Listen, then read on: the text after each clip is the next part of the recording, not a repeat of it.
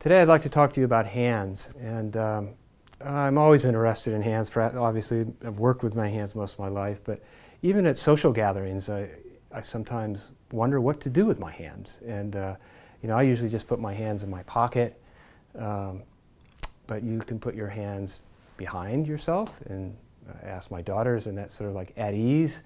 And then some people actually more formally put their hands in front of themselves. Maybe, actually I always feel like I'd do that if I was naked or something.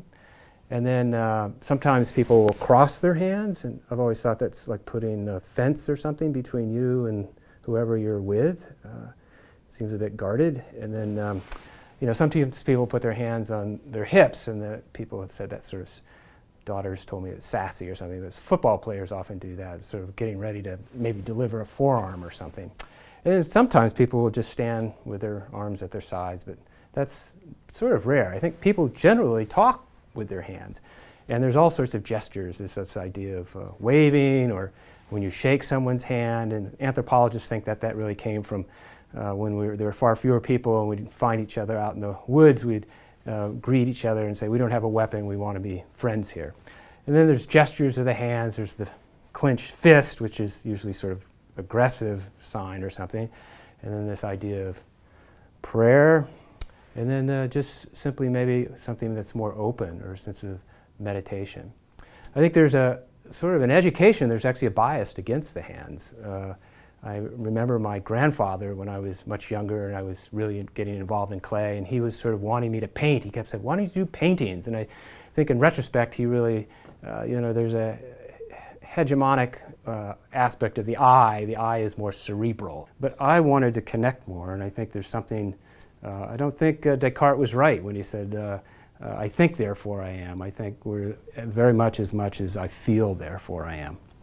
And so if you do something with clay or work with your hands, there seems to be a sort of a bias against that. It's too perhaps visceral or elemental in some way.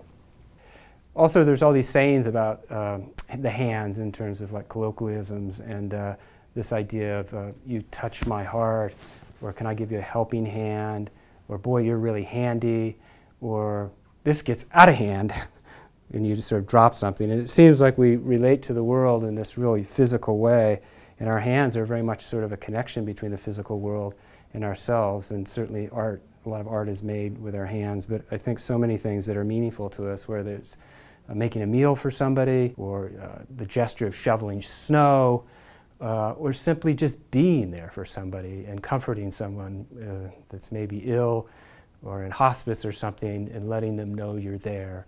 And that sense of presence or touch is something that is really endearing that our hands do.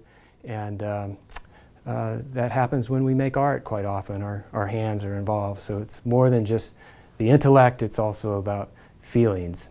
And that's where the hands come in. Thanks for your time.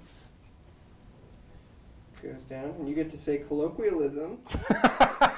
You say it so well, Cody. You?